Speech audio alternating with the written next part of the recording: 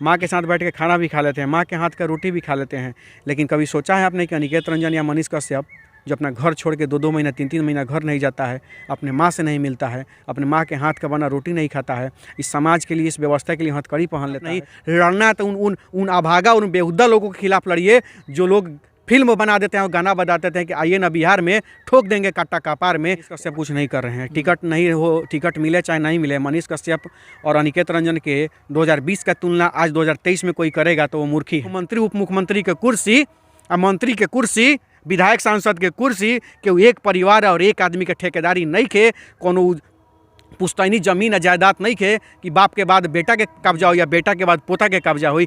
आज के डेट में बिहार के असली हकदार उहे बा जो बिहार में हकदार हुई ओकर चीज़ के। अब वही कहनी कि राजा के बेटा अब राजा ना बनी, जो हकदार हुई उहे राजा बनी। चाहे वो रिक्शा चलावे वाला के बेटा हो, चाहे ठेला चलावे वाला के बेटा हो के, तो अंडा भूजा बेचे वाला के बेटा हो, चाहे फुटपाथ पर चाय बेचे वाला के बेटा हो, चाहे आर्मी के बेटा हो, चाहे किसान के बेटा हो। सर, मेरा नाम हिमांशु है, आप बिहार एक सोच देख रहे हैं। देखिए, सोशल मीडिया के चर्चित चेहरा और सच तक के पत्रकार मनीष कश्यप के ऊपर तमिलनाडु वाले मामले को लेकर अब एफआईआर दर्ज किया गया है और बिहार पुलिस ने एफआईआर दर्ज करते हुए मनीष कश्यप को लेकर अब चर्चाएं और भी तेज हो गई है और कई लोग अब अपना अपना अलग तरीके से बयान भी दे रहे हैं। इस पर बात करने के लिए हमारे साथ अनिकेत रंजन है, जो कि मनीष कश्यप के पूर्व साथी हैं उस दिन से जब मनीष कश्यप स्ट्रगल कर रहे थे और अपने संघर्ष के दिन में जब याद करते थे, तो उन्हीं से हम जानने की कोशिश करेंगे।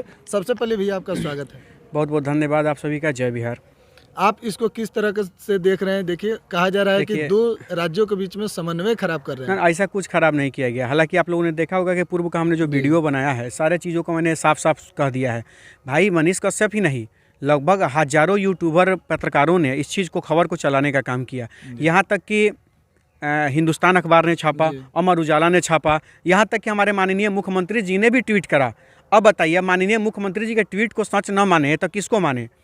अगर माननीय मुख्यमंत्री एक प्रदेश का मुख्यमंत्री अगर किसी अखबार को सच मान सकते हैं, किसी खबर को देख के सुन के सच मान सकते हैं, तो हम तो आम आदमी हैं, क्रिएटर हैं, यूट्यूबर हैं, चाहे कोई पत्रकार है, तो हम लोग विश्वास क्यों न करें? और विश्वास करें भी क्यों नहीं? क्योंकि जब बिहारी भाइयों के साथ, देखिए, गुजरात में मारपीट होता है कि नहीं होता है, मुंबई में मारपीट होता है, कत्लेआम किया गया, यहाँ तक कि सरेआम मंच पर चढ़ के बिहारियों को गाली देता है बाल ठाकरे का वो बेटा, उद्धव ठाकरे और राज ठाकरे, देता है कि नहीं देता है? आपको तमाम दिल्ली से आगे और बहुत सारी जगह है जहाँ पे चले जाइए, आप बिहारियों के साथ अन्याय होता है। मामला यहाँ ये नहीं है। मामला यह है कि अन्याय हो रहा है तो होने दीजिए, सरकार में हम हैं, अभी आप कुछ मत बोलिए, आप चुप रहिए। तो मेरे कहने का मतलब यही है कि सरकार को इस चीज़ का संज्ञान लेना चाहिए ढंग से, और जांच एजेंसियों को जो स्वतंत्र रूप से जांच करती है उनको जांच करवाइए, ये मामला लीक हुआ कहाँ से, और उन पर कार्रवाई करिए। और मनीष कश्यप भी गए, चाहे तमिलनाडु, हमने जो वीडियो देखा उसमें से कहीं से ऐसा कोई बात वगैरह नहीं हुआ। उन्होंने यही दिखाने का प्रयास किया है कि बेरोजगारी कितना चरम पर है और जो बिहार से बाहर जाते हैं उनको बिहार वापस आने में कितना कष्टों का सामना करना पड़ता है। जिस बोगी का क्षमता 84 से 90 होता है, उसी में 400 बिहारी मजदूरों को ठूस ठूस के बैठाया जाता है, पैसा भी उतना ही लगता है। ऐसा नहीं है कि फ्री में, किराया तो लगता ही है, लेकिन वही सम्मान नहीं है, जगह नहीं है, व्यवस्था नहीं है, और उसी में दुख तकलीफ कष्ट झेल कर बिहार आना पड़ता है। इस तकलीफ को दिखाने का मनीष कश्यप प्रयास किए हैं। मनीष कश्यप किसी के भावना को ठेस नहीं पहुंचाया। हाँ, उन्होंने सवाल किया, शायद यही गलत लगा कुछ लोगों को। और सुनिए, एक आपके चैनल के माध्यम से एक और बात कहना चाहते हैं। जब शुरुआत किया जाता है किसी भी चीज़ का, मनीष कश्यप ने भी शुरुआत किया होगा, हमने भी शुरुआत किया, बहुत सारे लोग साथ में रहते हैं शुरू से। आप धीरे धीरे समय के व्यस्तता ऐसा होता है कि सब लोग आपके साथ खड़े नहीं हो पाते हैं। तो कुछ लोग ये भी कहते हैं कि मनीष कश्यप के साथ जो पहले बहुत लोग थे आज क्यों हैं, कहाँ है? मनीष कश्यप बहुत गलत है, इसीलिए सब लोगों ने साथ छोड़ दिया। साथ लोगों ने नहीं छोड़ा है। सब लोग का अपना अपना जीवन है, अपना अपना परिवार है, अपना अपना फ्यूचर है। तो सब कोई कहीं कहीं जिसको जहाँ मौका मिला अपना अपना काम में व्यस्त हो गया। हमारे ही साथ शुरू में बहुत लोग थे, आज नहीं है। तो आज जो हमारे साथ नहीं है वो हमको छोड़ दिए हैं, हमको गाली देते हैं? ऐसा तो नहीं है।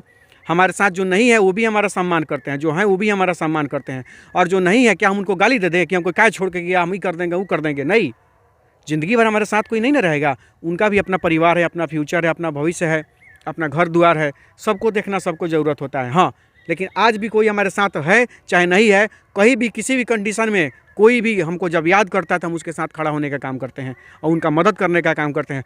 कुछ नहीं होता है तो साथ खड़ा रहने का काम तो ज़रूर करते हैं।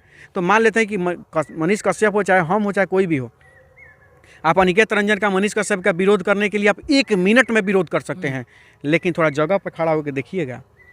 आप तो अपना घर को भी देखते हैं, आप अपने परिवार को भी देखते हैं, घर खेत में जाके खेत भी जोतवा देते हैं, बाजार से जाके यूरिया भी खरीद के खेत में छिटवा देते हैं, आप जाके अपने माँ से भी मुलाकात कर लेते हैं, माँ के साथ बैठ के खाना भी खा लेते हैं, माँ के हाथ का रोटी भी खा लेते हैं।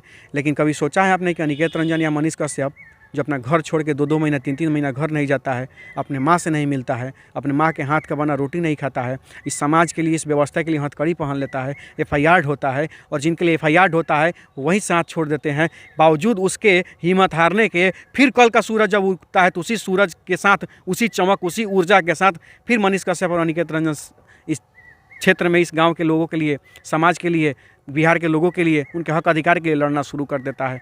तो आप किसी को गाली देने से पहले, किसी का बुराई करने से पहले, किसी का विरोध करने से पहले कम से कम उसके जगह पर खड़ा होकर 1 मिनट सोच लीजिए कि आप क्या करते हैं और वो क्या करता है।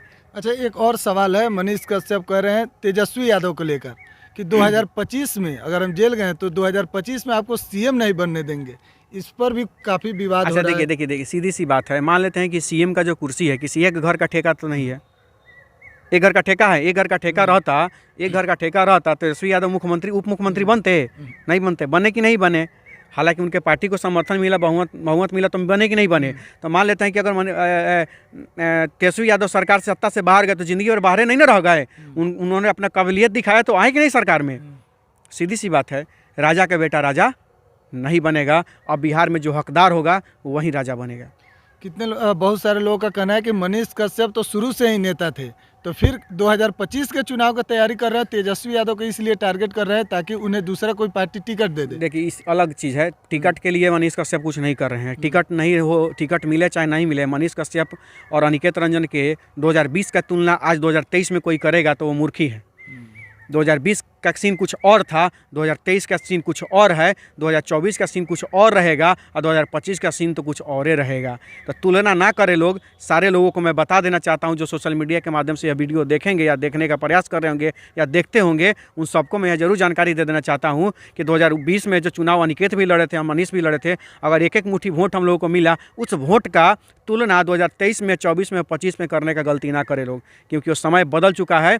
और जिन भीड़ को, जिन जनसंख्या जो हमारे पीछे 10,000 15,000 लड़कों का जो जनसंख्या हमारे साथ रैली में होता है, उन लोगों को लिए कहता था लोग 2020 में, एक नहीं कहता 80% लड़कवा से कहता वोटर लिस्ट में नामे नहीं खे।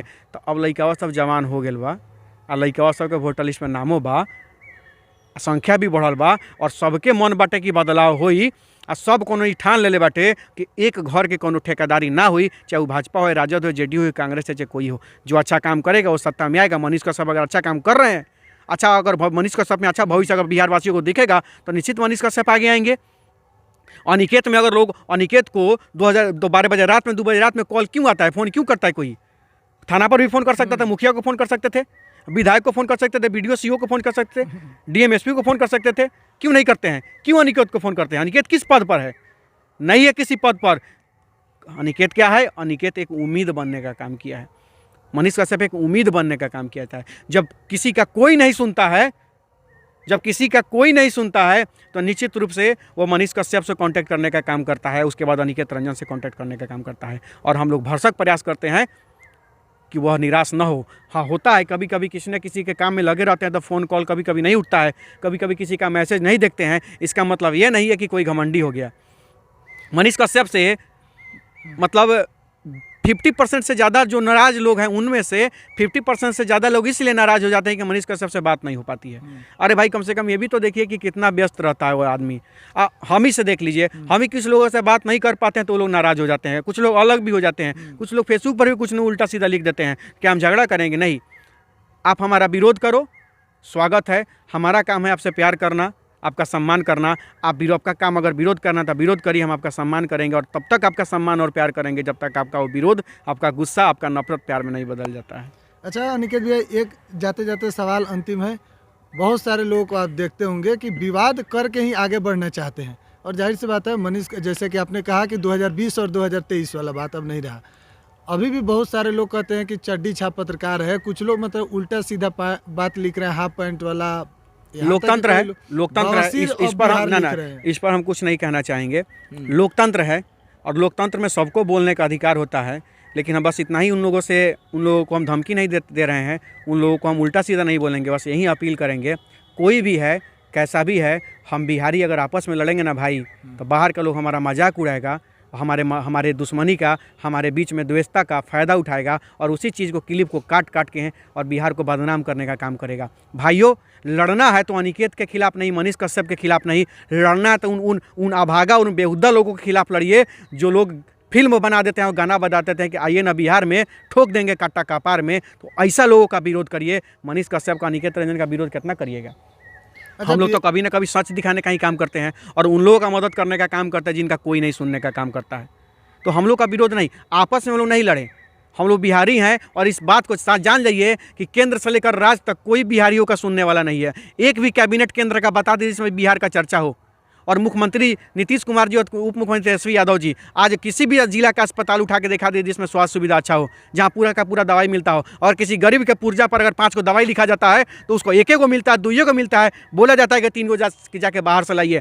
तो स्वास्थ्य सुविधा सुधरना चाहिए, शिक्षा सुधरना चाहिए, खाली नारा नहीं होना चाहिए कि दवाई पढ़ाई दवाई कमाई ना।